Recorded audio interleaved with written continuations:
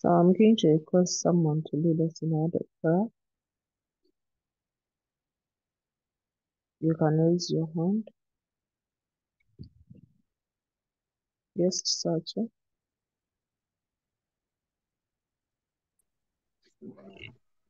Let us humble ourselves for our prayer. Heavenly Father, you're so good, you're so great, you deserve all the glory and the honor. We thank you that we are going for a chemistry lesson. We pray that you bless the teacher. We pray that you enable each and everyone to understand what is going to be taught greatly, such that at the end of the day, it can be largely beneficial to us. In Jesus' name I've prayed. Amen. Thank you so much, Sacha. So, Amara, in case I ask some questions, you're going to be helping me pick out the people by unmuting and because when I start sharing my screen, I may not be able to really see the people that are participating.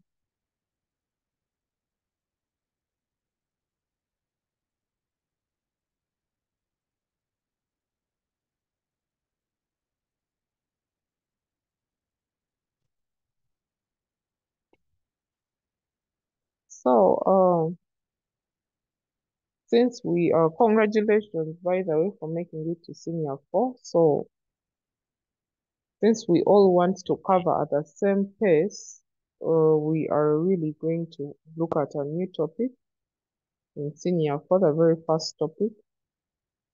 And of course, I'll be asking some questions here and there. So please feel free to participate by uh, sharing your answers in the chat or raising your hand to share your thoughts with us. So our first topic in senior 4 is basically oxidation and reduction. I don't know if any of us has come across those terms, or even some people might have already moved to that topic if they were able to cover faster. So we will be looking at oxidation and reduction reactions.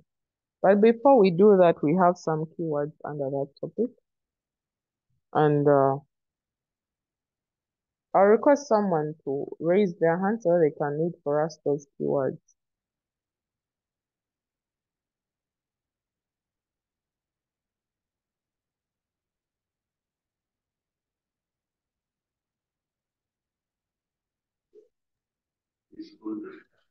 Anode, cathode, conductor, electrode, electrolysis, electrolyte, electrolytic cell, oxidation, oxidation number, oxidizing agent, redox reaction, reducing agent, reduction, and or.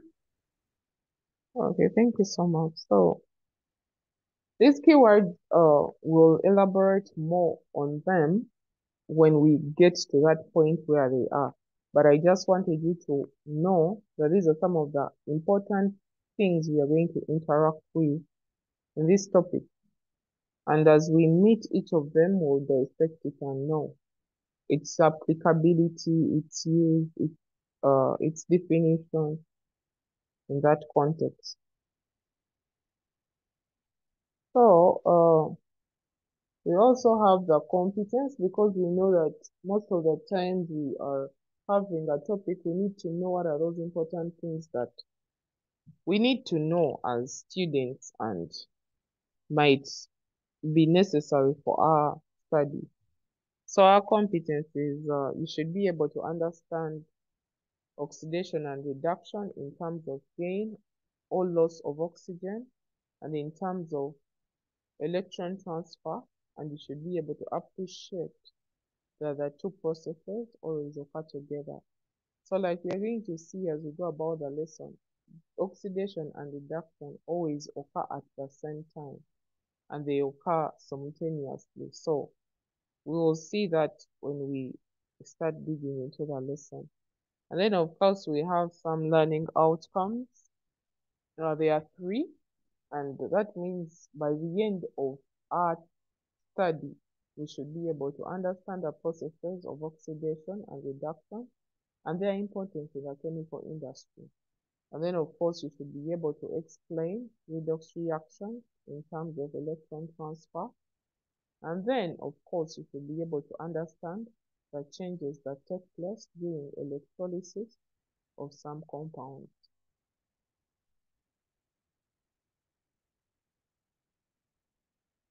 So, uh,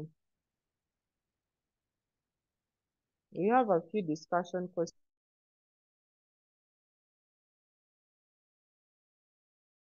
to help unite our minds on what we are going to learn today.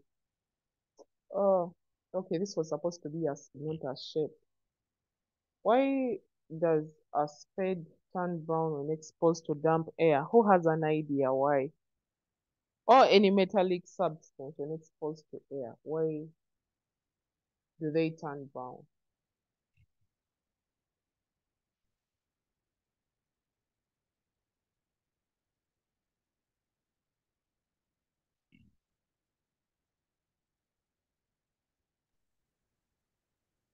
Good afternoon, madam.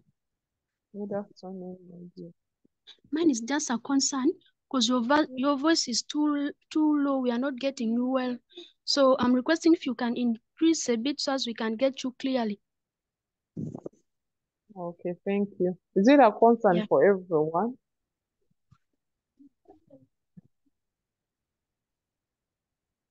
Okay, so can you hear me now? Yes, it's much better, madam. Oh, okay, thank you. Okay, I'm going to try and keep it at that pace. So I was asking, why does a spade, sorry, it was a typing error and it wrote shape, but it's supposed to be why does a spade turn brown when exposed to damp air? And I was saying any metallic, uh, any metallic substance, why would they turn brown when exposed to air? Who has an idea on that?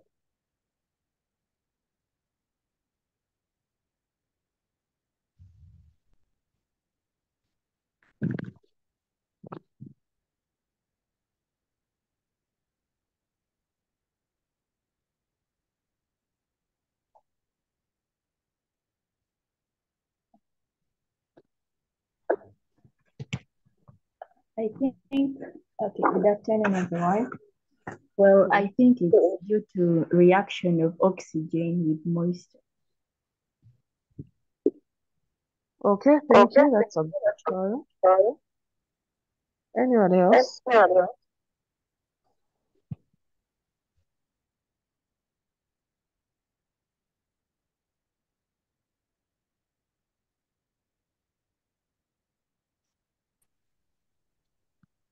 Okay, so basically, yes, someone was saying something.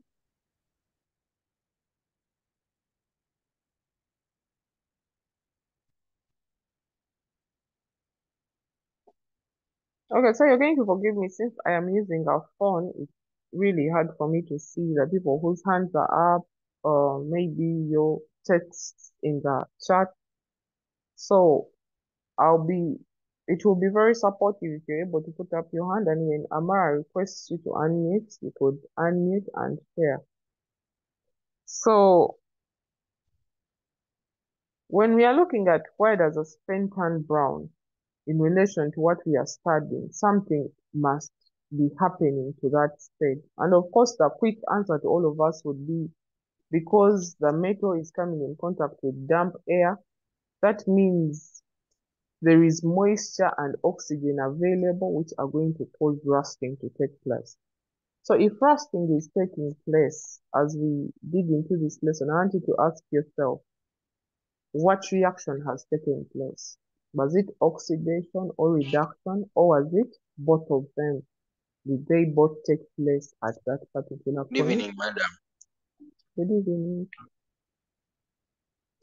Madam, for me, what I think it is oxidation reaction because it takes place in the presence of oxygen.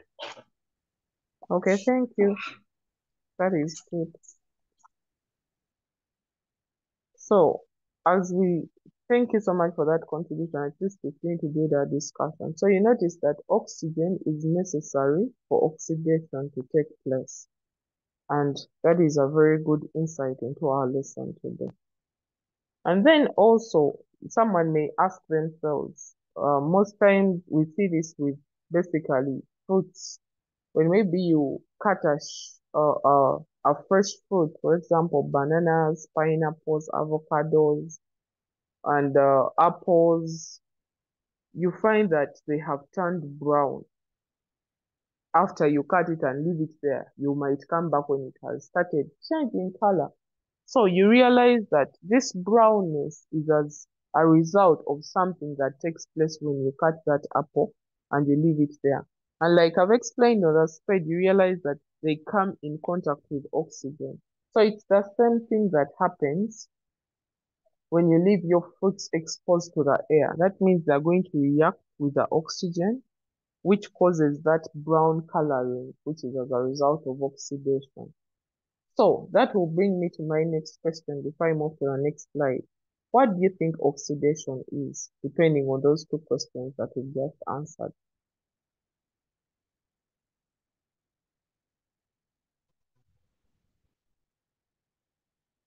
Anyone that can share?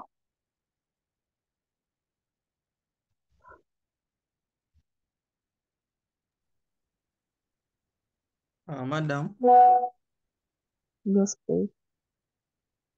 I think now oxidation is the addition of oxygen to a substance. Okay, very good. So when we are looking at oxidation, you hear the word oxidation, oxidation. So that means oxygen is being added to a substance. So that process becomes an oxidation reaction. So that means when oxygen is being added to a given substance, it gives us an oxidation reaction. Thank you. So, of course, we have a few examples here to look at. So the first example we have is burning sulfur to form sulfur dioxide. For example, when you look at sulfur, if you remember your periodic table elements, you realize that sulfur is S. So if we got sulfur and added it to oxygen, it's going to give us sulfur dioxide. So that means sulfur was an individual element at first, but we've got oxygen to it. So that reaction becomes an oxidation reaction because oxygen is being added to that element or that substance. I hope we are together. Then our next example we have heating copper metal in air to form copper 2 oxide. And I know you might have tried out this in senior 2 also. So you have copper, which is an element, and it's a brown metal, reacting with oxygen to give us copper 2 oxide, which is a black solid. So you realize that copper was initially alone, but when we heated it with oxygen, you realize that it formed copper 2 oxide. So that is also another reaction of oxidation. Then another one we could have is nitrogen oxide, exposing nitrogen oxide to air to form nitrogen dioxide.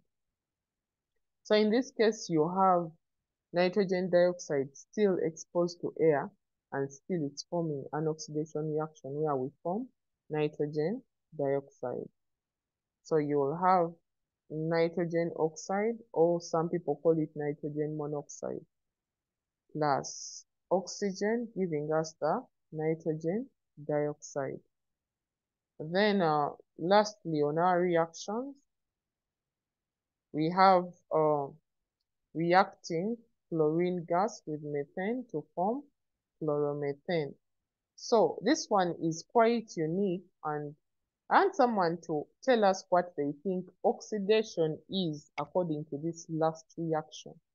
Because there is something this last reaction is showing us. What do you think oxidation would be defined as according to this last reaction?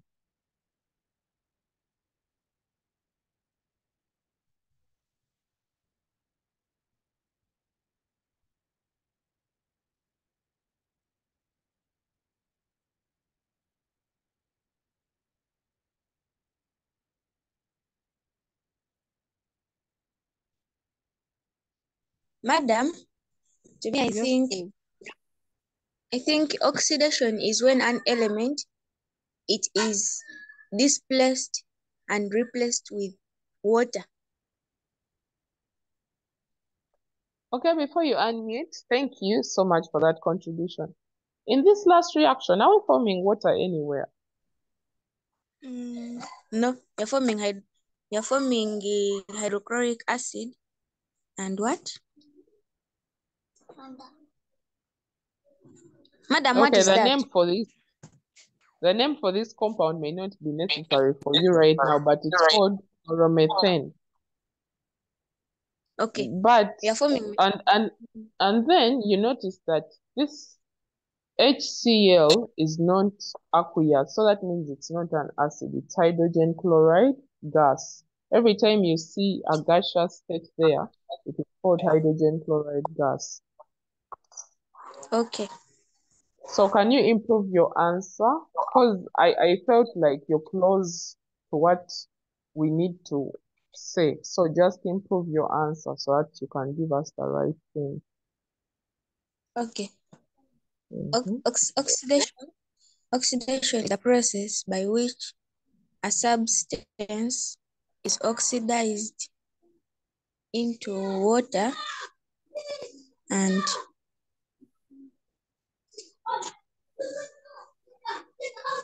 Madam, that's all I know. Okay, thank you for that. Sorry, do we have anyone else?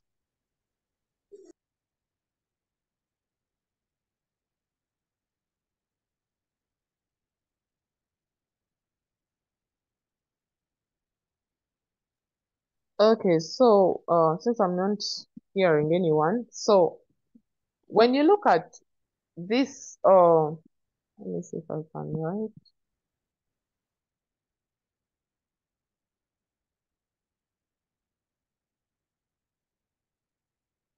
When you look at this one here, the methane, which is CH4, initially it has CH4 on it. I'm trying to see if I could write.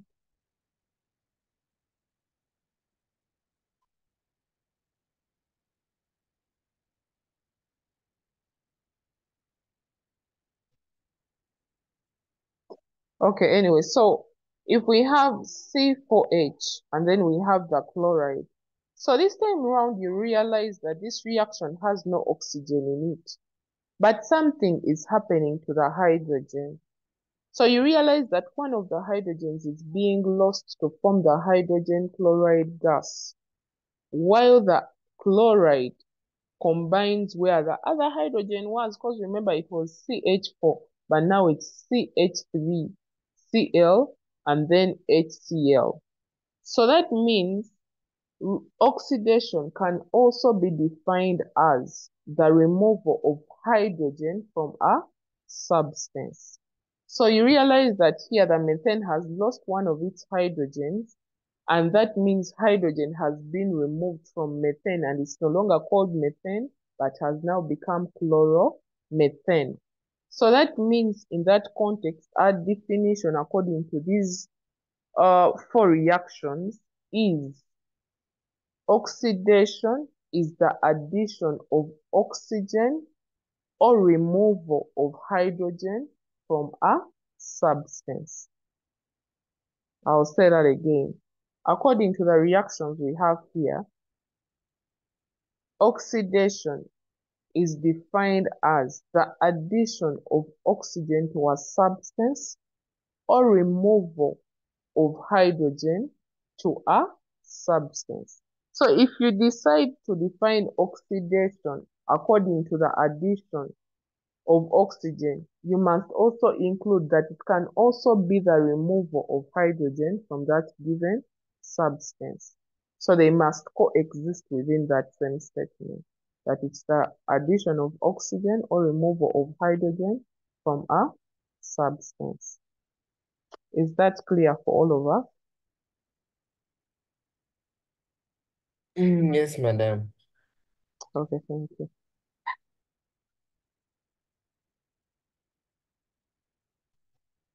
So we have another reaction here,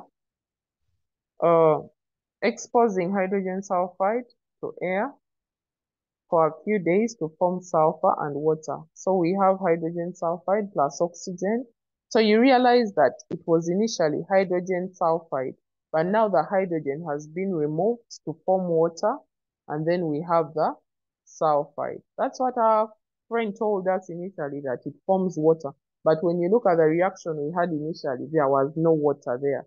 So I just wanted you to understand the concept of the removal of hydrogen, and then of course addition of oxygen to that given substance. So that means we have hydrogen sulfide, the oxygen is added to the hydrogen, and then the sulfur remains alone. So that means sulfur was oxidized while was reduced while the hydrogen was oxidized because oxygen was added to it. So there is a question here. Of course, I think I've explained that. What do you notice about the equations above? And then, of course, for the first three, you notice that oxygen is being added to the substance, and for the last two, hydrogen is being removed from the substances. So, of course, that poses the question of what oxidation is. And like I have said, oxidation is the addition of oxygen and removal of hydrogen from a substance. So I hope that is clear for all of us.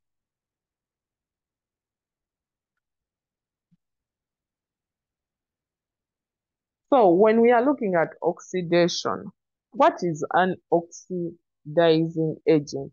Who can share with us their thoughts on what an oxidizing agent is?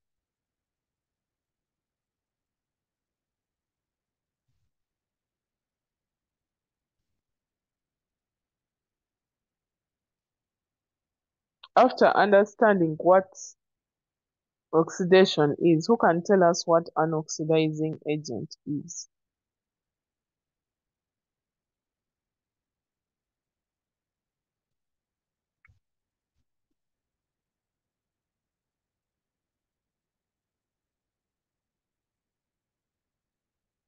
Excuse me, madam.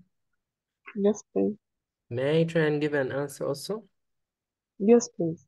I would say, no, since now you have told us that from what we have seen from the equations of before, that oxidation is either addition of oxygen or removal of hydrogen. I'd say an oxidizing agent is the one that leads to the reaction of either a substance losing hydrogen or it's getting oxygen. Okay, thank you. That is a very good trial. Actually, that is very good. Anyone else?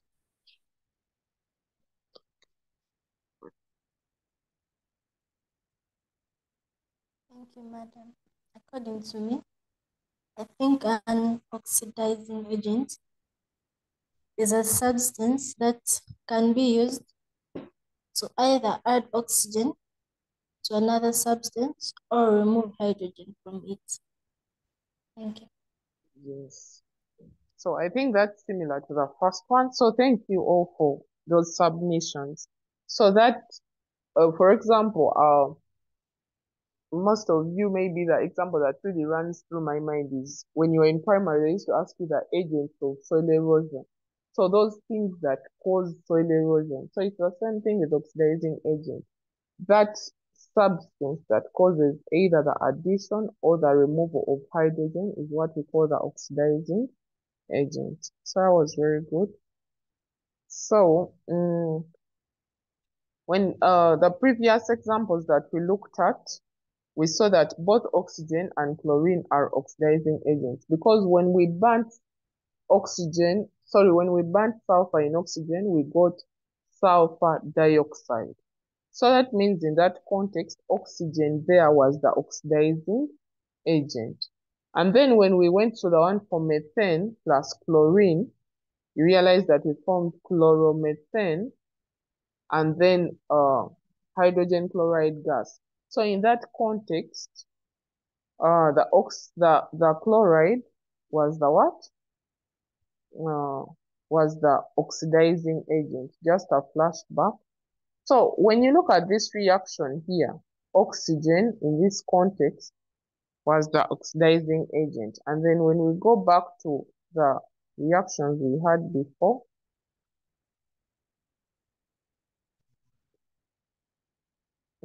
these ones here. So you see that oxygen here, oxygen here, oxygen here was the oxidizing agent because it was the one adding oxygen to the other substances. Then here we see that chlorine is the oxidizing agent. Reason being, it's the one removing hydrogen from the methane. So I hope that is clear for all of us.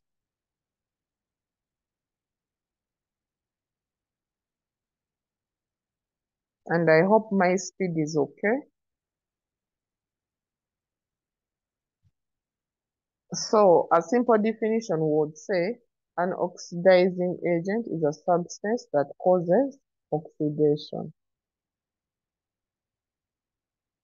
So other oxidizing agents apart from the ones we've given, oxygen and chlorine, according to the reactions we had, does anyone have an idea of any other oxidizing agents? Those other substances that can either add oxygen or remove hydrogen from a given reaction. Anyone with an idea or a clue?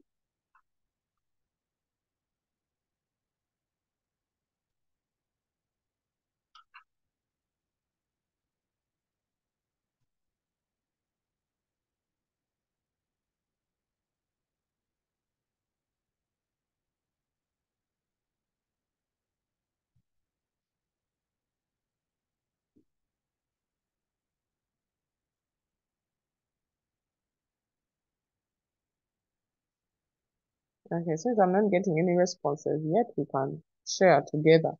So we have concentrated nitric acid. Of course, we are going to see how these ones act as oxidizing agents. Madam. Yes, please.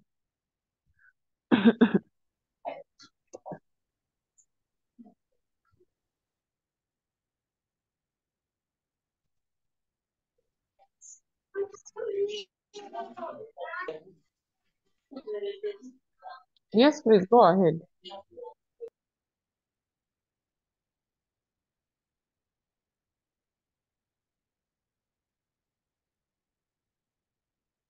Okay, I don't know if the rest are hearing you, but I'm not getting you. Okay, so I was still saying some of the other oxidizing agents that we have, and we are going to see them as we go through this topic. We see concentrated nitric acid, and you should take note of the concentrated bit of it, because remember, in chemistry, the state of a given substance matters how it responds or reacts. So concentrated nitric acid, we have concentrated sulfuric acid, we have potassium permanganate 7, we have potassium dichromate, and then we have hydrogen peroxide.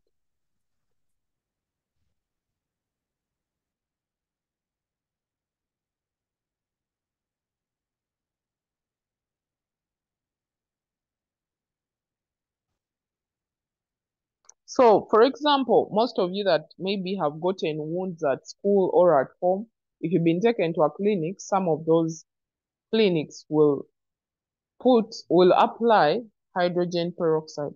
So that process of how that hydrogen peroxide is applied to the wound to prevent infection, that process occurs by oxidation.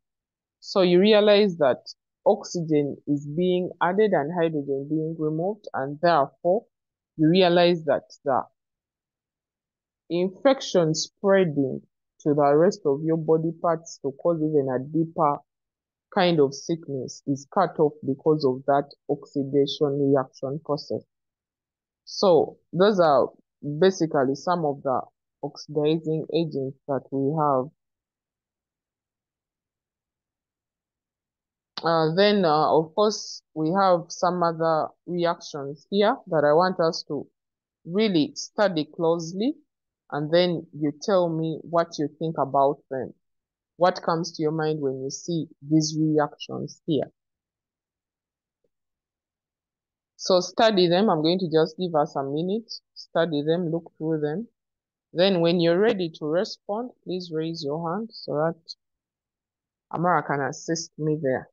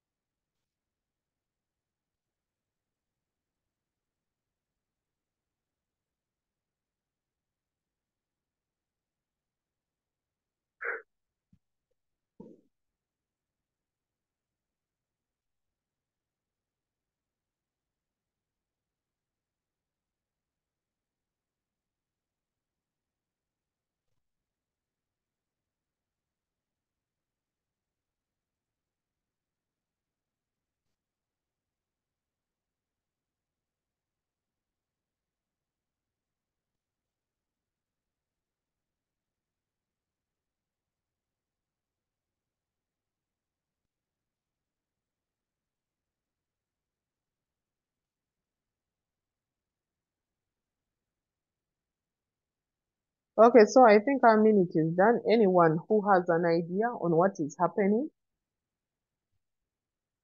Because of course we've tackled the oxidation bit. So what do you think is happening here?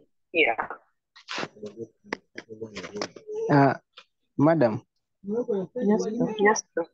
my name is Emmanuel. Then here, as I can say, my idea, it is like you have said heating copper to sulfate to oxide or lead.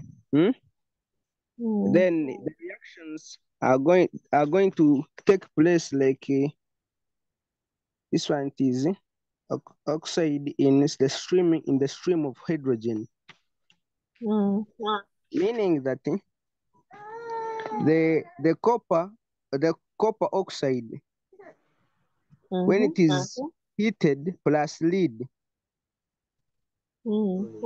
meaning that the oxidation process it is there and it occurs faster. That's my idea. Okay, thank you. Anyone else with another submission? Thank you, Emmanuel. Excuse me, madam. Yes, please. Hello. Yes, I'm hearing you. My suggestion was when copper 2 oxide, when is heated with hydrogen, you form copper plus water. Then oxidation process is there since heat is being applied, and in all, okay, in the product side, we are getting water. That is it. Okay, thank you. I love the way you people are observing these things. So anyone else with a different submission? Madam, to me, for the first one of copper 2 oxide plus hydrogen, we say that on our product side, we see that oxygen is being taken away, like oxygen is being added to the hydrogen, forming what? Forming water, and we are remaining with copper plus water, which means the hydrogen was removed and the oxygen was added. forming water. Then Okay. the next one, read. Madam. Yes, please. Yes. Continue. Yes, please continue. Yes. I say then bleed of lead plus hydrogen. It was still the same case. The oxygen was added, forming water, and we had.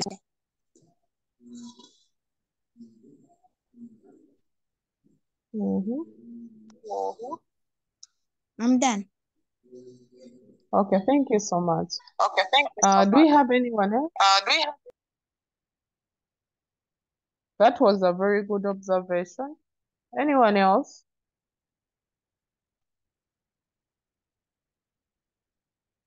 Okay, so since there is no one else, I've tried really to get my screen to get to the part where I could write, but I don't know why it's not giving me that comfort too.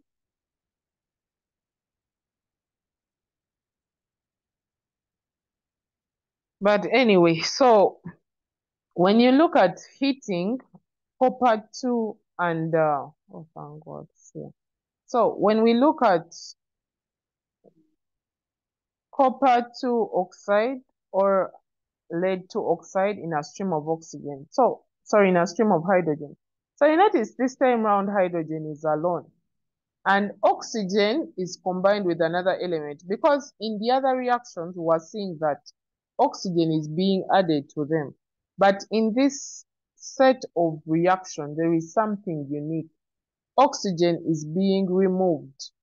And when it's removed, it reacts with the hydrogen to give us water, but copper remains alone. So that means when you notice something in these first two equations, something you're going to notice is oxygen is being removed. Oxygen is removed. And then the other thing you're going to notice is hydrogen is being added. Because remember, this oxygen has been removed from here, but it hasn't stayed in the air to form its own oxygen, but it has been added to hydrogen to form water. So while copper remains alone, the hydrogen reacts with the oxygen to form water. So even the secondary equation, that is what is happening. Realize that we have lead 2 oxide plus hydrogen to give us lead plus water. So that means the oxygen that is being lost is being added to the hydrogen.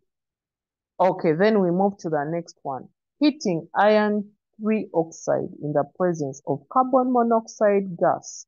So we have the iron 3 oxide reacting with the carbon monoxide to give us iron and carbon dioxide. So you're going to notice carbon monoxide has only one oxygen. But when we come this side, we are forming carbon dioxide, which has 2 oxygens. But something significant is also happening. You notice that we have iron 3 oxide is now written as iron 2. So what happened there is that the iron lost its oxygen to the carbon monoxide. Therefore, iron 3 oxide was reduced to iron and giving us carbon dioxide. So that means the oxygen here in the reactant was lost to the carbon monoxide. I hope that is clear. Then when we come to the last reaction on this page, you notice that we have nitrogen plus hydrogen to give us ammonia. So hydrogen was on its own doing its own things, maybe enjoying its life somewhere, and then nitrogen just shows up, and before you know, they have combined and have formed a compound. So because they have formed this compound, that means hydrogen has been added to the nitrogen. So it's like maybe you and your friend are moving independently, and before you know, maybe you get along a crossroads and you're together. So it's the same thing that is happening here. Hydrogen is being added to nitrogen. So since in the first reaction we said that was an oxidation reaction, and this new set of reactions, we have something unique happening. Hydrogen is being added, oxygen is being removed from substances. What do you think this reaction is called? Who can tell us?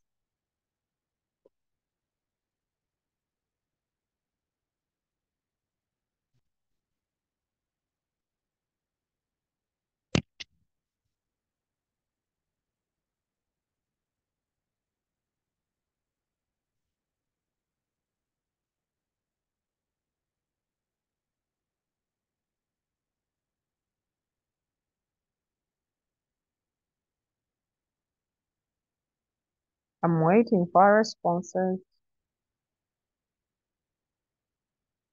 What reaction do you think these reactions here are trying to explain? Excuse me, madam. Yes, please. Yeah. The last reactions, there I was requesting to repeat some explanation, because as I can see, I haven't understood well for the last reaction, because you've said the ammonia, the synthetic of ammonia. Now I haven't understood, because you've said the reaction. Now I'm requesting for an explanation, for the explanation. Okay, so do you mind leaving your microphone Yes. unmuted?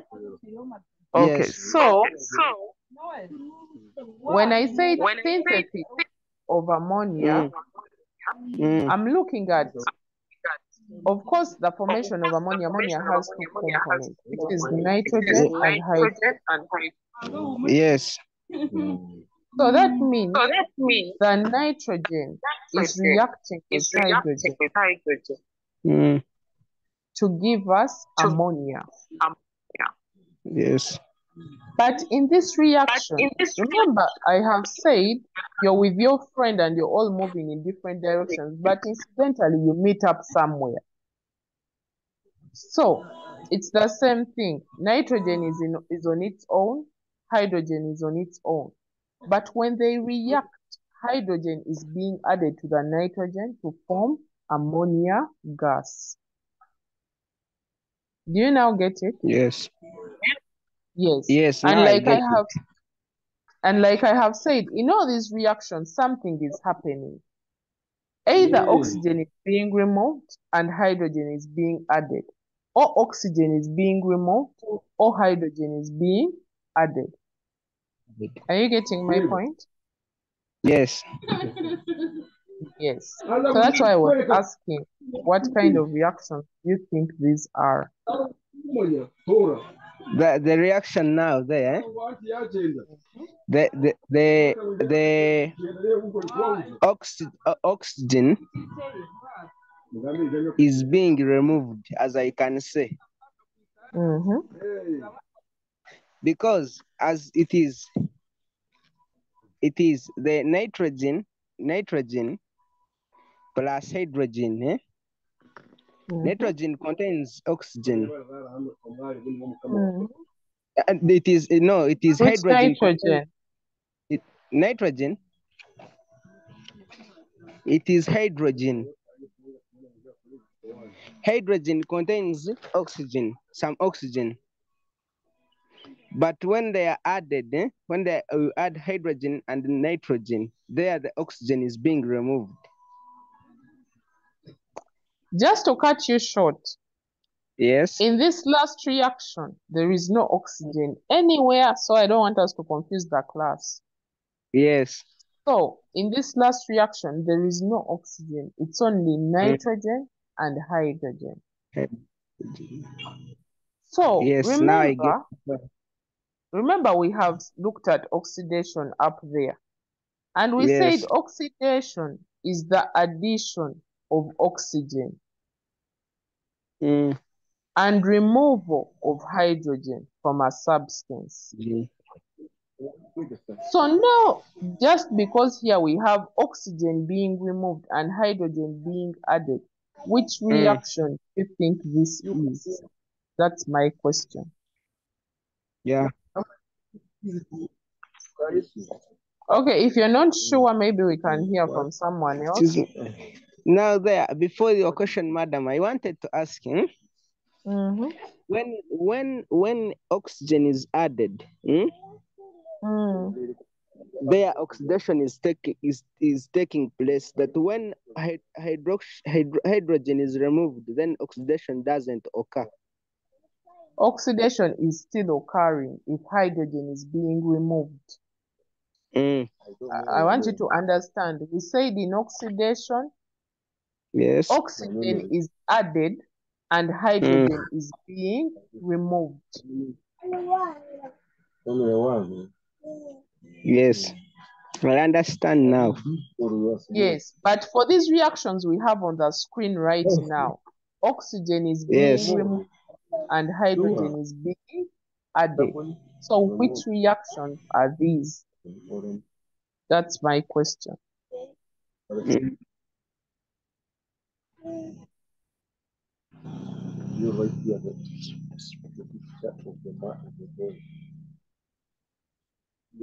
Okay, can we have someone else?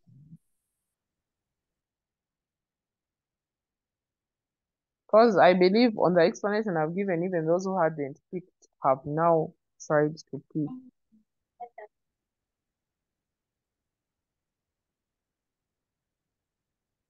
I think it's reduction. Okay, very good. Thank you. So that brings me back to explain that when we are looking at reduction reactions, we are adding hydrogen and removing oxygen. So like you see in the first two reactions, oxygen is being removed and hydrogen is being added to form water. But when you look at the third reaction, you realize that oxygen is being removed. Then when we look at the fourth reaction, hydrogen is being added. So that means these four reactions are what we call reduction reactions, because hydrogen is being added and oxygen is being removed from a substance. Are we all together up to that point? Yes, teacher. Thank you.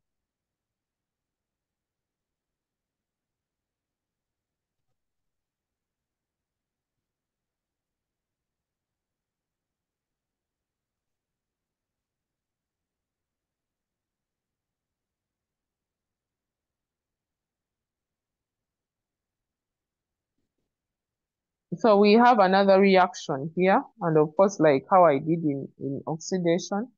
So we have ethane gas, and I know all of you have looked at carbon in life, and you looked at ethane. So that means ethane, we have carbon plus hydrogen. So in this reaction, hydrogen is being added to the carbon to give us the ethane gas. So when you look at those reactions, you notice that reduction is taking place. So you realize that in the first three equations that we looked at, oxygen was being removed from the substances. While in the last two, you notice something, that hydrogen is being added to those substances.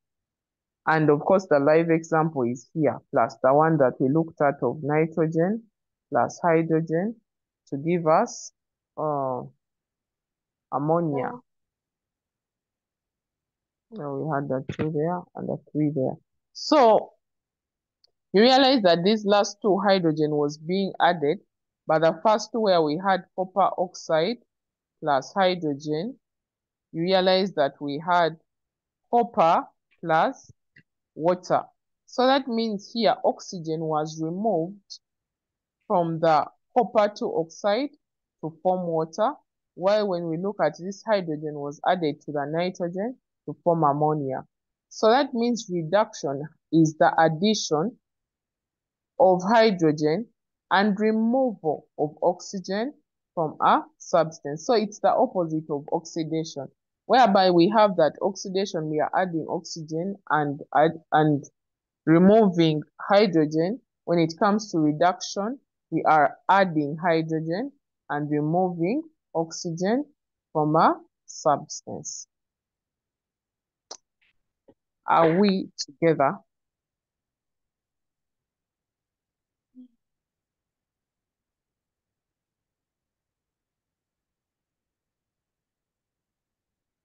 Anyone with a question before we proceed?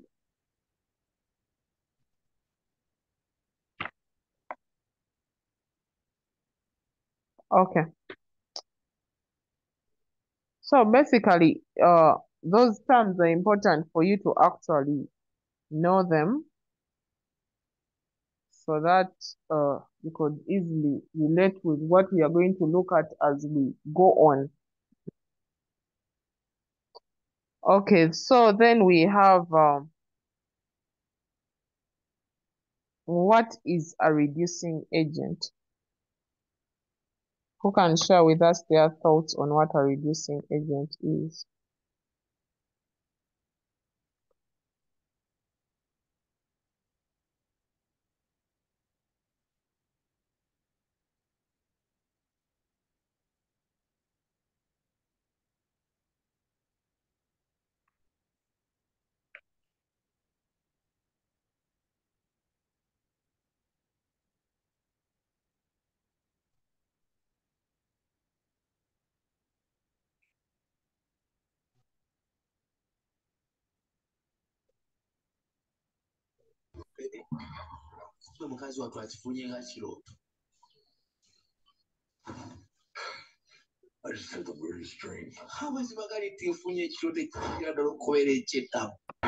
Bana, the one watching a movie on reducing agent. A reducing agent is that substance that a reducing agent. Are you listening? Yeah, we are hearing you. Are you listening to me? A reducing agent is that agent that causes reduction. Simple as that. If you want to explain more, can explain. Okay, thank you. Anyone else with a different suggestion? Madam, I think a reducing agent is a substance that adds hydrogen and removes oxygen from a substance. Yes, that could be okay. So that is expounding more on the first suggestion. Thank you so much. Yes, please.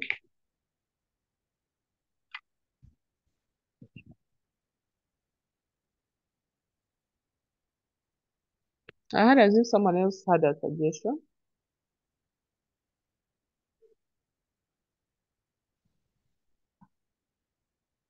Okay, so like we said in oxidation agent, it's basically the opposite here. So this is a substance that causes reduction to take place, or basically you could say a substance that adds hydrogen and removes oxygen from a substance. That could be a reducing agent. And of course, in the equations we had above, when you look at the reducing agents we had, one of the ones we can really point out is hydrogen and then carbon monoxide. Of course, we saw that the rest of the reactions involved hydrogen in them. For example, the one for lead oxide plus hydrogen. You notice that in this reaction, we had lead plus water. So that means hydrogen here became the reducing agent. Even where we had ammonia being formed, you realize that here still hydrogen was the reducing agent.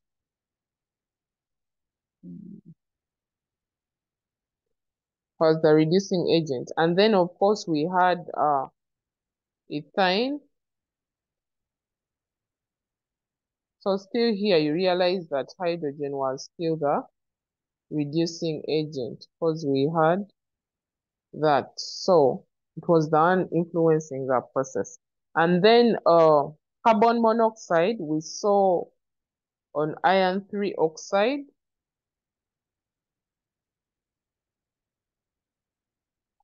That equation where we had iron 3 oxide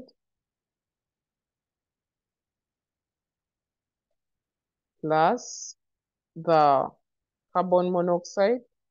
If you remember, it was giving us iron plus carbon dioxide gas.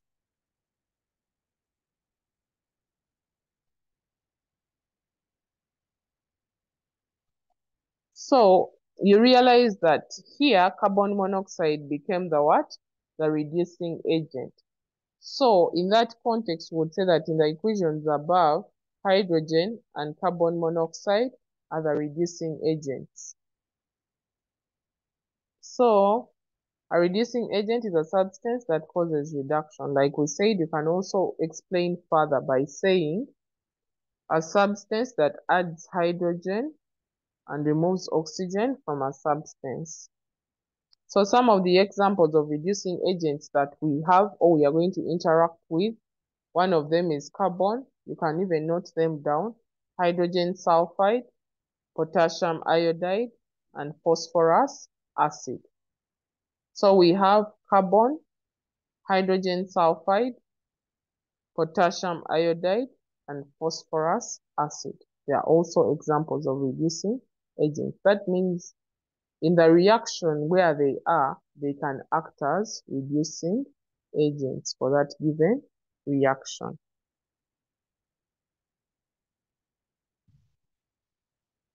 So I'm going to just give us just 2 minutes to digest what we've just learned from oxidation to reduction, and then we are going to proceed after those 2 minutes because it's 6 minutes past 3. So that means at 8 minutes past 3, we are going to resume. So that should give you some time to read through your notes and see if you are really following through. And for those who have maybe a question or you need me to explain something more, this is the time you can do that.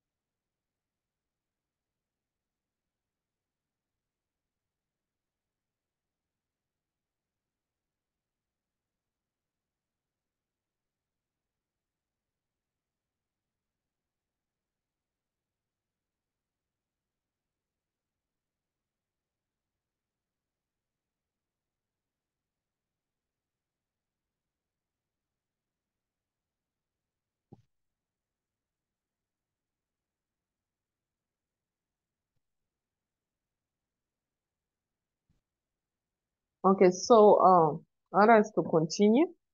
At least even those who wanted to ease themselves have gotten some time to stretch their legs a little. So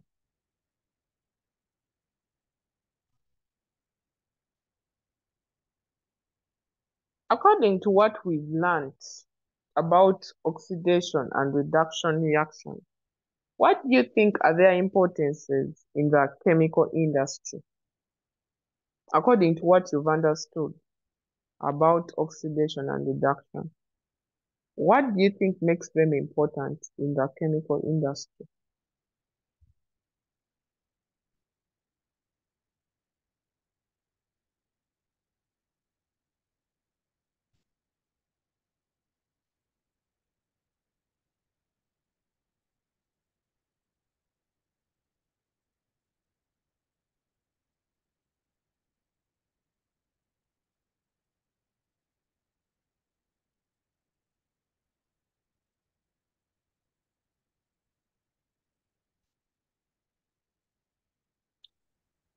Bana, chemists, can we contribute?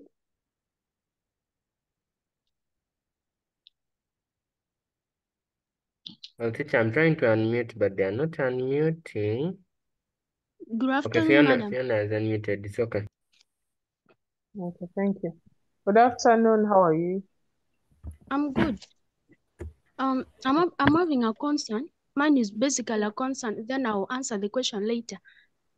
Okay. If the co-host, I really don't know how to express it, but we are trying really since to unmute, but it is not coming out. Why?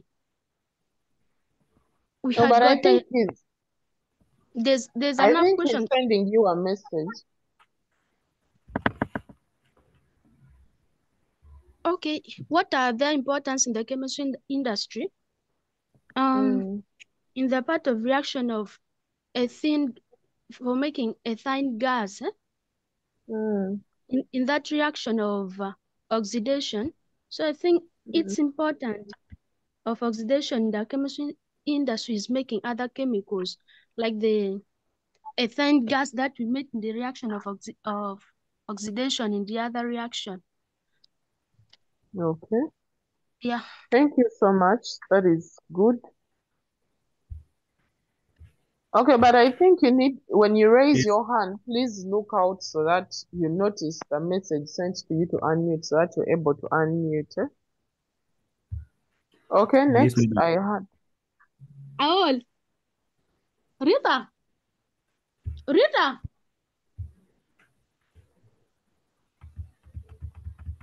Okay, please go ahead.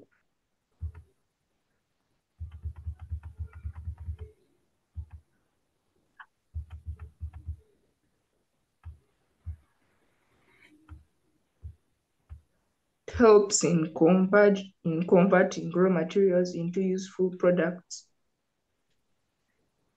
Okay, good. Can you give us an example?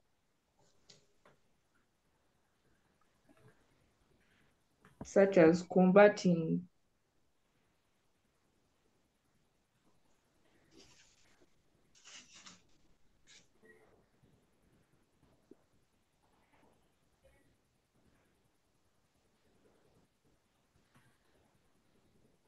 Rita. The one calling Rita, can you please mute your mic, please?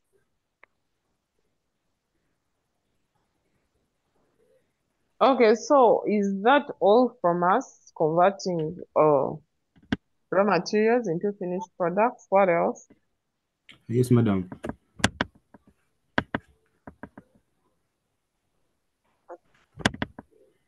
Okay, so some of the applications, of course, are intertwined within what you have said, but of course, you go back and do more research on how those different importances occur. So, for example, we have mineral and metal extraction. Like you're going to see in your next topics, maybe you will have reported to school by that time, you're going to see the application of these reduction and oxidation reactions during metal extractions. For example, most of the metals below carbon, you're going to use the reduction processes in order to extract them from their metal ores. So you're going to appreciate this more when you go into some of those topics. And then, of course, during electrolysis, conduction of electricity, you realize that there is transfer of electrons or flow of electrons or current through those different medias so that you're able to get light, electricity through your TV, through your charging of the smartphone and all those different entities. So basically, we see the application of oxidation in those cases. So this is saying, looking at the above reactions of oxidation and reduction, what are their uses in the chemical industry? So I'm going to request two people to read for us these uses. The first person will read the first two, and the second person will read the last two.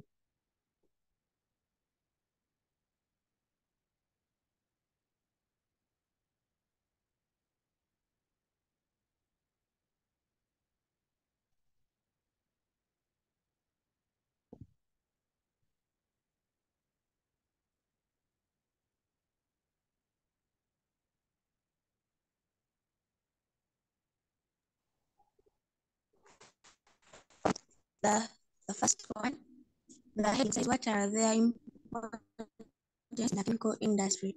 When you look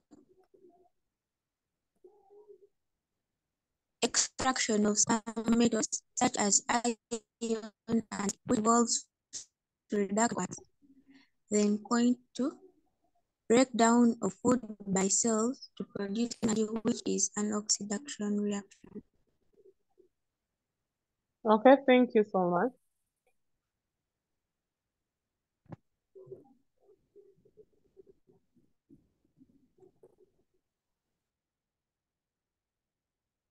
Can we have the next person read for us the last two?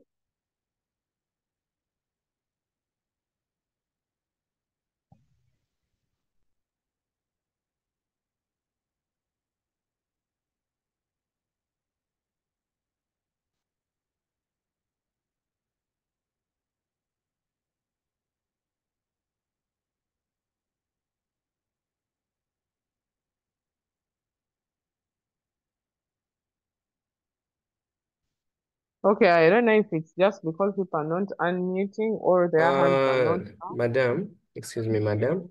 Sorry for the Yes, please. delay. I'm trying to ask them to unmute, but I don't know if people are seeing the message or they're a bit switched off, but I can read like, okay, I think we're getting, yes, Christian is on, it's okay. Okay, thank you. Most electrochemical cells, such as car batteries and dry cells, produce electrical energy as a result of both oxidation and reduction. Electroplating, used to make gold-based jewelry, also involves reduction and oxidation. Sorry for keeping you waiting. Okay, thank you so much. So, those are just a few of those uses. So you can go and look for more, and also you can research and find out how these reactions actually happen by reduction and oxidation processes. But like I said, for the first one, we're going to look at that when you report back to school, when you're looking at processes of industrial processes. So you will look at that in detail. So of course, we'll extract some metals from their ores, which is iron and zinc, using the reduction process. And then of course, the breakdown of food by your cells in the body is an oxidation reaction, because of course oxygen is being added. And then most electrochemical cells, such as car batteries and dry cells, produce electrical energy. Most of you that have done electricity in physics, you can relate with that. The flow of current from the battery cells into the wire, and then the bulb is able to light up. It is as a result of oxidation and reduction reactions. And then, of course, electroplating. Well, most ladies like golden jewelry. So it is as a result of what? Of reduction and oxidation reactions. Okay, so we have a term here, redox reaction. Anyone to tell us what comes to their mind when you hear the word redox? What is it made up of? What triggers in your mind when you hear that word? Teacher, I think the word redox is basically like a word to mean both oxidation and reduction reactions. Okay, very good. Thank you. So, anyone with any other contribution? I feel like it's okay, it's the same. Okay, thank you. So, I couldn't explain it any better. When we look at the word redox, it is a combination of reduction and oxidation. And like we said, when these reactions are taking place, they are not taking place independent of the other. In most of the reactions that are redox, we find that oxidation is taking place while reduction is also taking place. And now that we've understood what reduction is and what oxidation is, it's going to become easier for us to know what redox reactions are.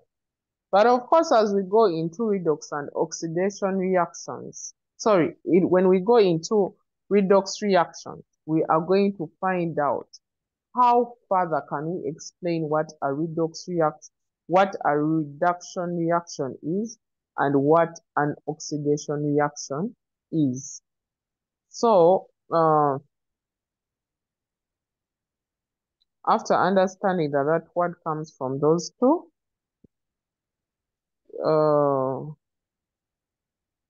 we have, what do you think are redox reactions? So we have red for reduction and ox for oxidation. And then what is a redox reaction? So when we are looking at redox reactions, that's what I said, we are going to have basically to look at the intro of what an oxidation is. Of course, I know we've understood that it's the addition of oxygen and removal of hydrogen. But when we come to redox reactions, we explain them better when we look at gaining or loss of electrons. I know under periodic table in senior 2, your teacher must have told you about electrons, whereby we have the different shells having different electrons. And then when you came to senior 3, when you looked at bonding and structure, your teacher must have mentioned transfer of electrons, gaining of electrons, sharing of electrons. So that context, that knowledge is going to apply for us here as well. So when we are looking at oxidation reactions, oxidation as a term is also described as the loss of electrons. So when a substance loses electrons during a reaction, it is oxidized. So once that substance, for example, when we are looking at sodium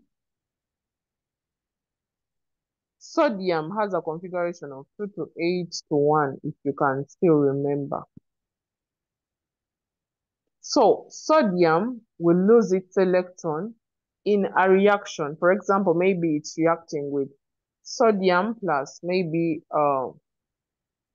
sodium plus chlorine gas. It's going to give us sodium chloride. So for it to form this sodium chloride,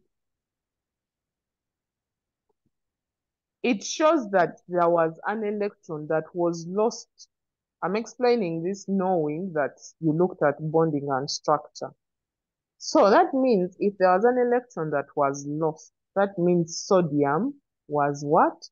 Was oxidized because it lost its electrons during the reaction. So that brings me to explain that oxidation is defined as the loss of electrons from a substance.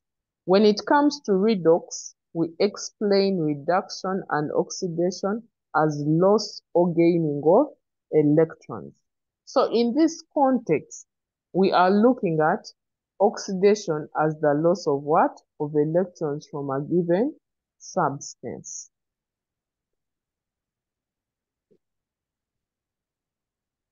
And of course, as we dig deeper, you're going to notice that if oxidation involves loss of electrons, so we have an example here. Of course, I've already given us an example of sodium chloride.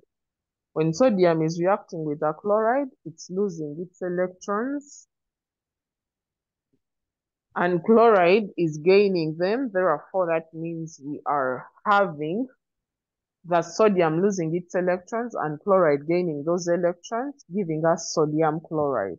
So in this context here, we have magnesium reacting with chlorine to give us magnesium chloride. Just a simple recap. Who can remind us of the configuration of magnesium?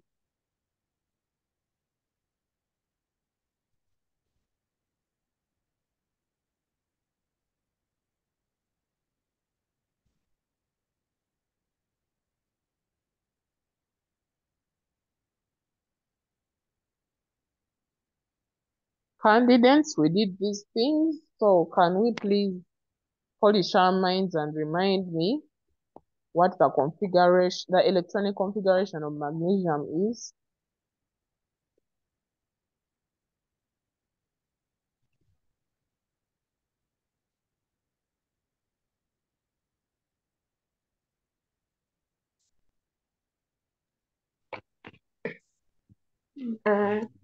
The configuration is 2 to 8. Very good, it's 2 to thank 8. you. I think it's 2 to 8 Very to 2. good, thank you. Yes, so it is 2 to 8 to what? To 2. So remember, if your teacher explained this, they told you that they lose these electrons in the outermost shell, in the outermost energy level, so that they become stable. So that means magnesium is going to lose its 2 electrons to chlorine. So who can remind us what the configuration of chlorine is? 2 to what to what? 2 to 8 8. to 7. 2 to 8 to 7. Very good. 2 to 8 to what? To 7. So that means this chloride here needs only 1 extra electron in order to become stable, so that it can become 2 to 8 to what? To 8. So that means when magnesium loses its 2 electrons to become stable, that explains why we have magnesium chloride here as M chloride 2. Because that means it's going to contribute 1 of its electrons to 1 of the chlorides and another electron to another what? To another chloride. And I'm sure when you looked at ionic or electrovalent bonding, your teacher must have given you these kind of examples.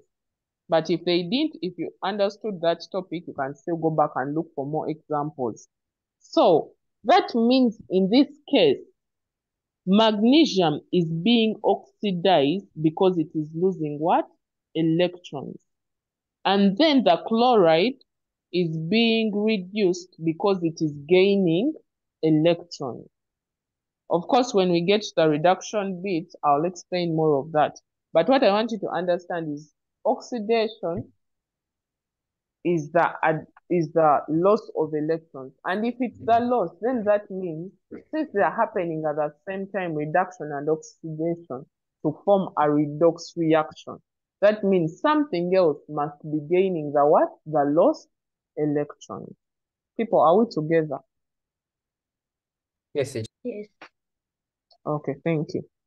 So we are going to proceed. This statement here is telling us that magnesium plus chlorine gives us magnesium chloride, which we see in the equation down here. Then, of course, electrons have been transferred during this reaction, and I have explained that. Then below are the half equations. So let's take a look at the half equations.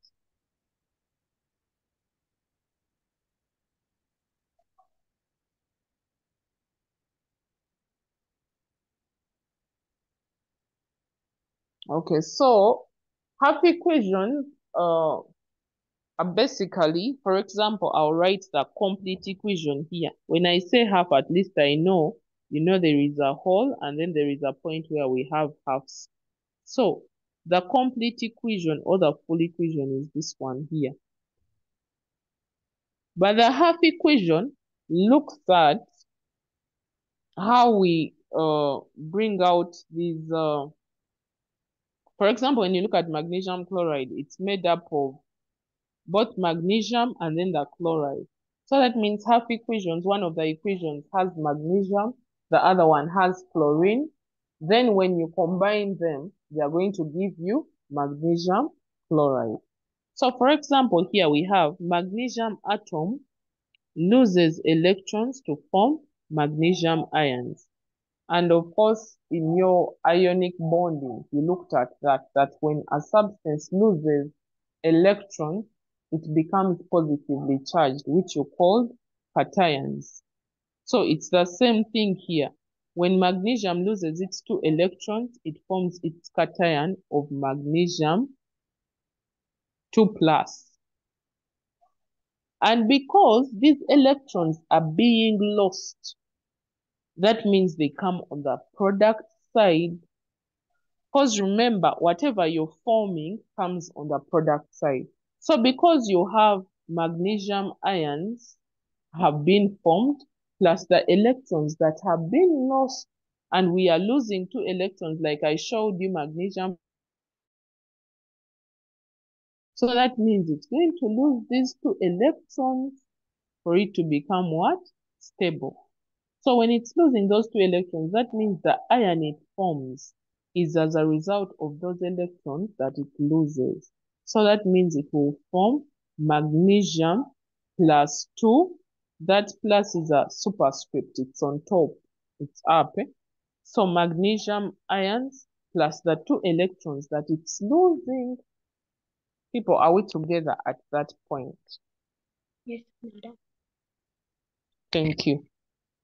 Then, since we are looking at half equation, if these electrons are lost, they don't just stay in the air and swim and say, oh, what should I do with myself? They are going to be gained by something that needs them. For example, some people have a tendency when they don't like something, they just throw it away, even when it can be used by someone else. So, in this case, these electrons that have been lost are going to be gained by that thing that needs them. So for example, chlorine, like I've explained, you realize that chlorine is going to gain these 2 electrons. But remember, chlorine needs 1 electron. Like I said, we have 2 to 8 to 7. For chlorine, so that means it needs only 1 electron for it to become stable. And because it needs only 1 electron and magnesium is losing 2, so that means we will form 2 chloride ions. And that explains why we have a 2 in front of the chloride ions here. So that means we have chlorine gas gaining the 2 electrons that magnesium lost to give us 2 chloride ions. So this one, basically, you could even write it as that. I'm not saying that write it as this, but this explains why this one is like this. So you have 2 chloride what? Ions, because 2 electrons of magnesium have been lost, and when chlorine gained them, it formed this. And because it's gaining them, that's why they are on the reactant side. That's why you have chlorine plus the 2 electrons to give us what? The chloride ions. People, is that clear up to that point? Yes, madam. Yes, madam. Okay, thank you. So we have 2 interesting questions here, and I want the answers to come from you. What has been oxidized in the reaction between magnesium and chlorine? Who can tell us what they think?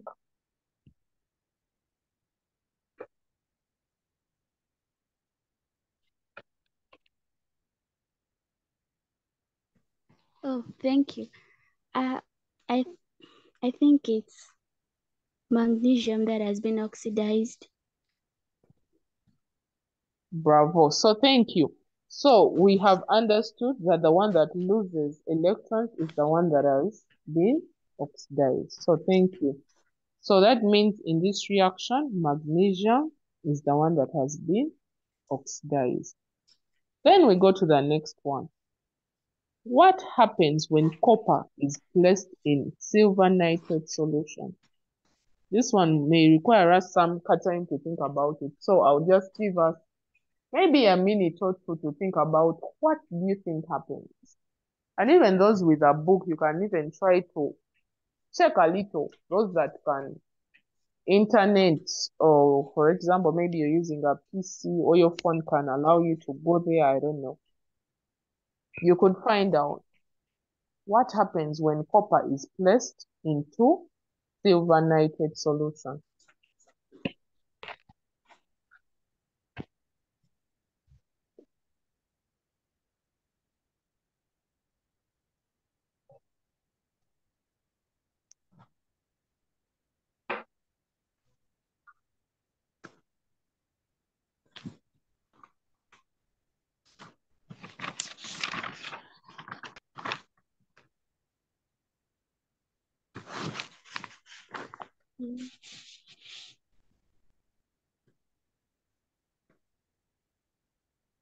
And please, if you feel left behind since we are recording this session, you can always get these lessons from the Holistic e-learning platform YouTube channel.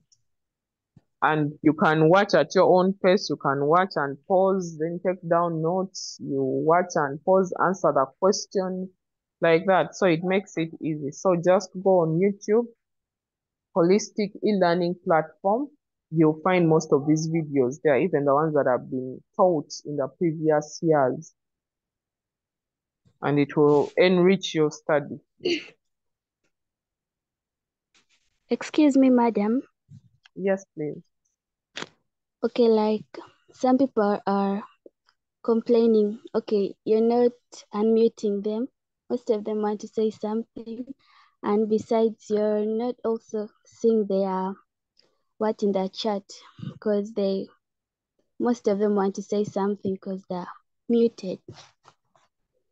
Okay, now I explained at the beginning of the lesson. I said since today I am using my phone, it becomes hard for me to share my screen and as well see the participants.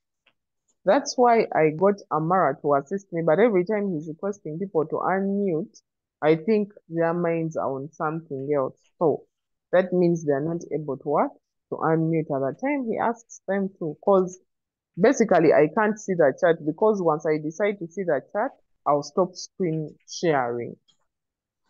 So that's why I had requested that for anything you want to say, kindly raise your hand so that Amara will be able to ask you to unmute. You unmute, you share, or you ask a question, or you contribute. Otherwise, today I am not able to really see what's in the chat unless you want me to stop sharing my screen. No, I've understood. Yes, thank you. So I explained that at the beginning. Maybe some people came in a bit after I had explained.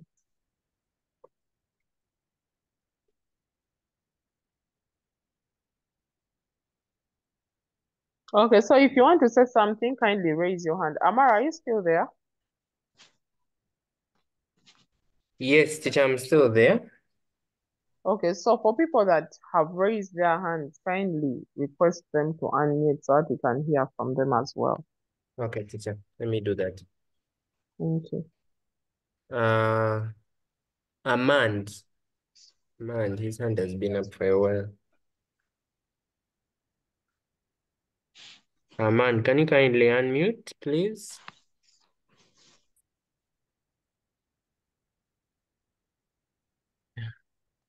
Let me try Brian, and Brian, please unmute. Actually, good afternoon, everyone. Good afternoon. Actually, I've been having a small issue on what the teacher has been passing through, because I'm getting Actually, I'm somewhere where I'm confused, and I was trying to unmute to get Samuel, but actually not receiving. Sorry. Yeah. Well, what is your question? My question was still on the other part of is it oxidation, redox, something like that. No. Are you talking? Do I need to flash back?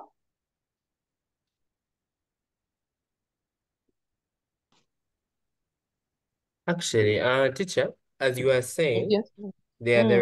you are saying that there are recordings on the group. I don't know if it's on the group.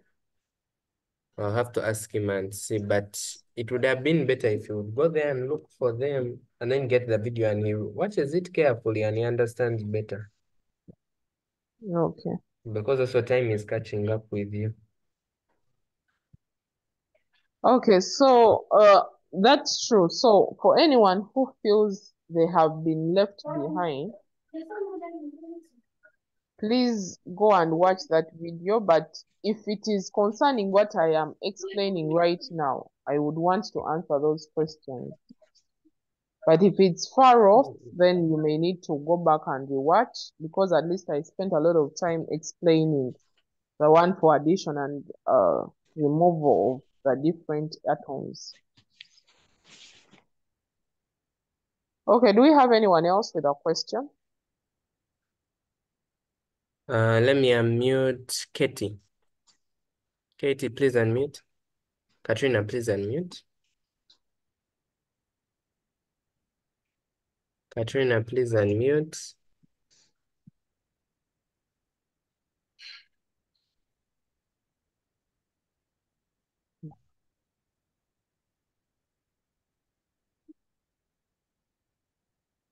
Seems Katrina is not there. Josh has been putting up his hand for a while. I think he has something to ask. Let me unmute him. Okay. Okay, it's getting. Thank you, Madam, for your lesson. So, It's Madam, about the question, when copper is placed in silver nitrate, the reduction reaction takes place or occurs. That's my finding, Can you Madam. explain more? Yeah, that's true. But can you tell us more? Okay. Madam. Katie, just a minute. Can Joshua first finish? Okay. Madam, to clarify about it, from there, copper react with the silver nitrate, displaying and forming copper 2 nitrate and silver metal.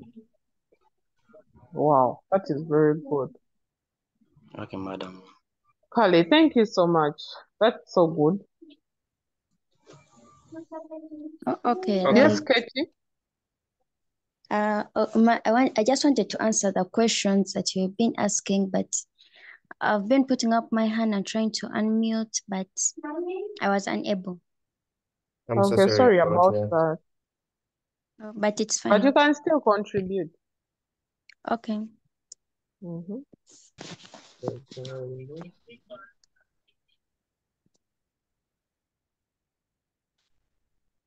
Okay, so Amara, do we have any other person? We do, and we have a lot of people. I don't know if some of them are answers or some of them are questions. But Can we take more two? Two more, okay. Okay, I think I'm going to pick Mark and a team. Let me first pick Mark. Mark, can you please unmute? So, like, the question, good afternoon, guys. Good afternoon, sir. How are you? We're okay. So, like, I want to answer, like, what happens when copper is placed in silver nitrate solution? Yes, proceed. Like, copper is more reactive than silver. Hence, when copper wire is dipped in silver nitrate solution, it displaces silver from silver nitrate solution, forming copper nitrate, which is bleached green in color.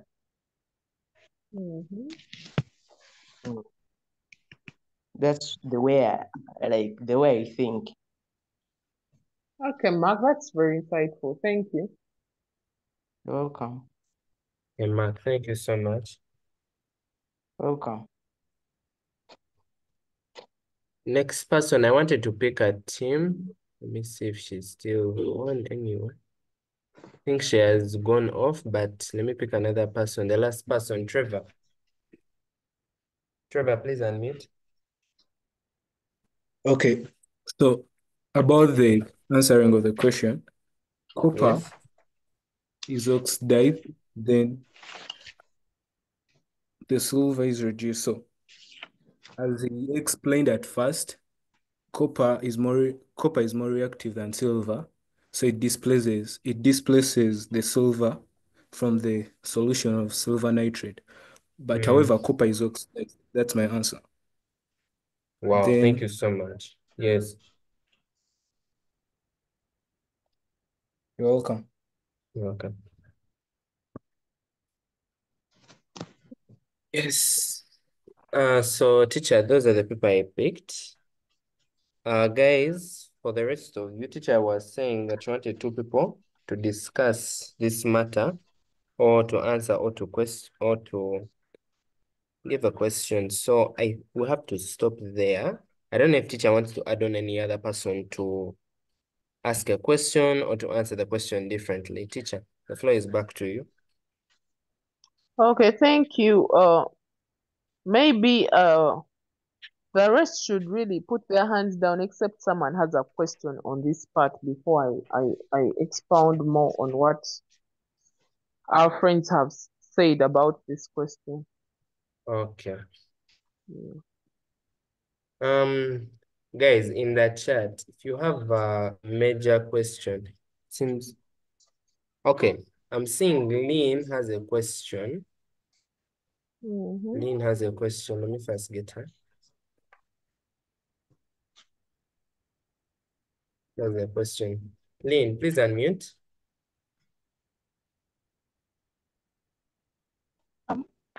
Mine wasn't a question. Beg your pardon? Mine wasn't a question. Lynn, we're not getting you. Can you please repeat that?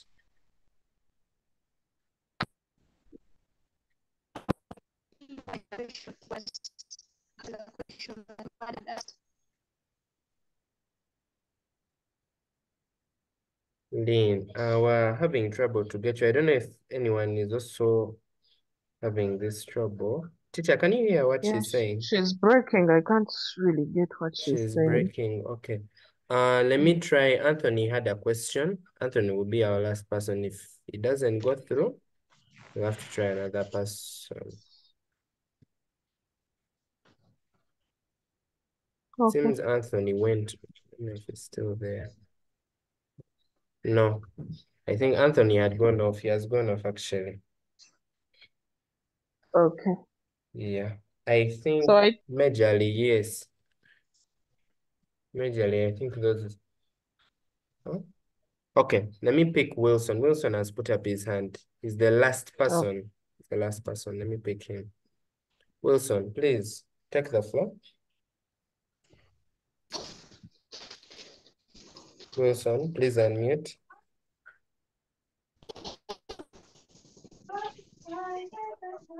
Yes.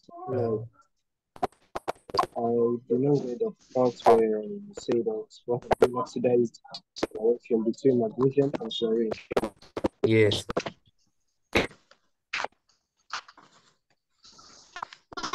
Yeah, I remember the part where you said what has been oxidized in the reaction between magnesium and chlorine.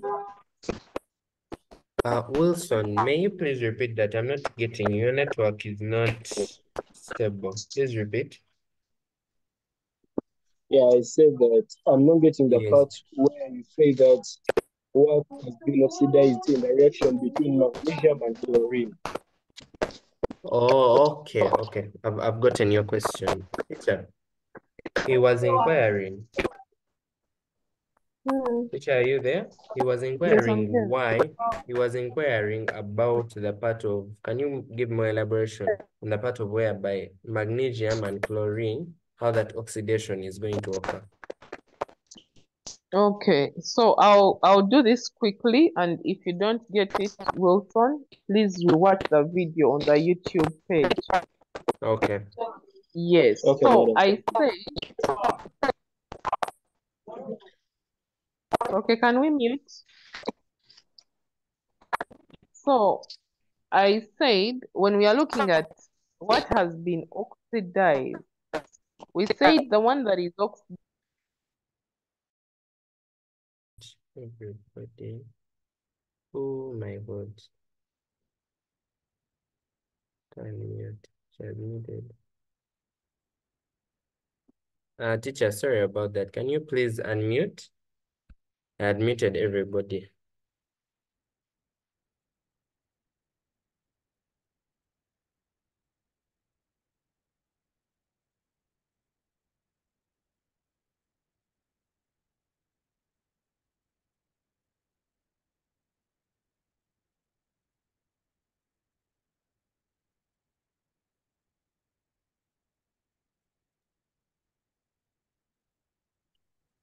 Is my screen being seen?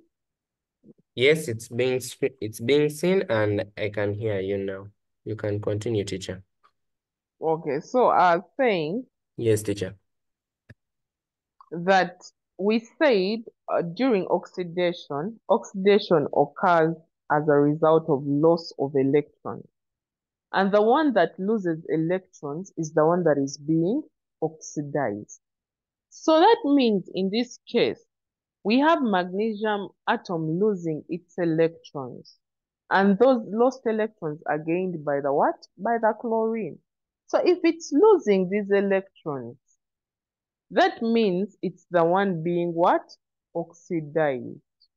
Because it's the one losing the electrons to the chlorine. So, Wilson, if you've not understood that part, I'll request that you please watch the lesson on YouTube. Yes. Okay, so thank you so much for those questions, and we really apologize for those that have been using the chat and we weren't reading your post. Maybe next time when I use a PC it will be better. But I want to thank Amara for the great job he's doing in assisting me there. So we have what happens to copper when it's placed into silver nitrate. I loved all your contributions because they were all pointing us to what actually is happening, and that is very exciting that you're all doing the chemistry well. So I'll just explain it in the context of reduction and oxidation.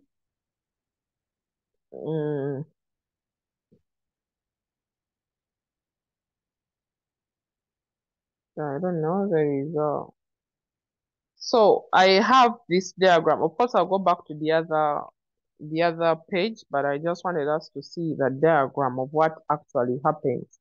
So you realize that I don't know, my resolution is not so good, but at least you'll pick whatever you'll be able to pick through my explanation. So we can see the copper wire here in this diagram, and you notice the solution is clear. Even the same, at least this experiment brings it out better. At least here you can see some bluish thing, but here it's very clear. So you look at silver nitrate, it's very clear, and then they have put the copper wire. So you realize that after some period of time, something has happened. Here it's showing us actually how it gradually happens.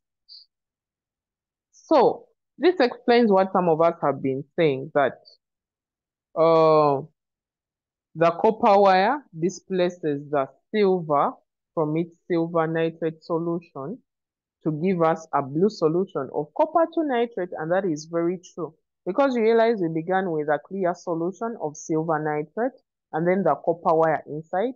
But of course, you see the copper wire was neat without anything, but now you start to see these shiny things. There are some shiny things on the copper wire. So that means it has displaced the copper from its solution. Sorry, the silver has been displaced by copper from its solution. But not only that is happening, there is a redox reaction taking place. Copper is being oxidized to copper 2 nitrate, while silver nitrate has been reduced to silver. So that is where you see that the shiny things is the silver coming out. If I could use a layman's language, the silver has left the solution and has now started to stick itself on the wire, while the copper is now moving into the solution to give us a blue solution of copper 2 nitrate. I hope that is clear for all of us. So keeping this image in your mind, I want us to go back to the previous slide. So I have a couple of questions here. I'm going to just go through it at once. The first one is saying, what happened to the aqueous solution of silver nitrate? And like we've all seen, the silver nitrate solution turned from colorless to blue. And then what happened to the copper wire? The copper dissolved into the what? The solution, forming copper 2 nitrate, and then the silver started to attach itself on the what? Or on the wire. And then also you'll understand something here, that the copper wire, the copper is being oxidized to form copper 2 nitrate, while the silver nitrate was reduced to give us silver. So those are some, and that is where you see the play of the redox reaction coming in. As reduction is taking place, oxidation is also taking place, and that is why we call them redox reaction. So here you realize they are asking us to write an equation for the reaction that took place. So I'm going to request us to screenshot this part so that you can answer these questions. So by next week, at least each one of us should have an answer to each of those questions, because that will be our building block for our next lesson. So please take a screenshot of those questions.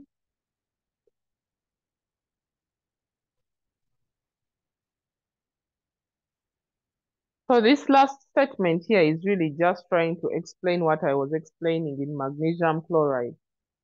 In the reaction between sodium and chlorine to form sodium chloride, sodium loses an electron to become oxidized, while chlorine,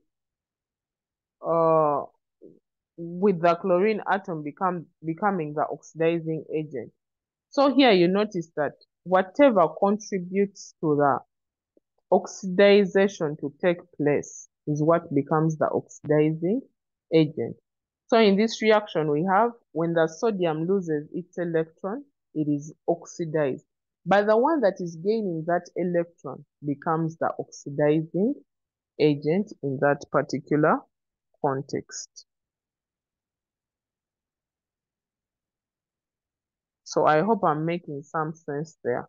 So for example, in this reaction of silver nitrate, we said the copper wire is the one being oxidized. So that means because it's being oxidized, the silver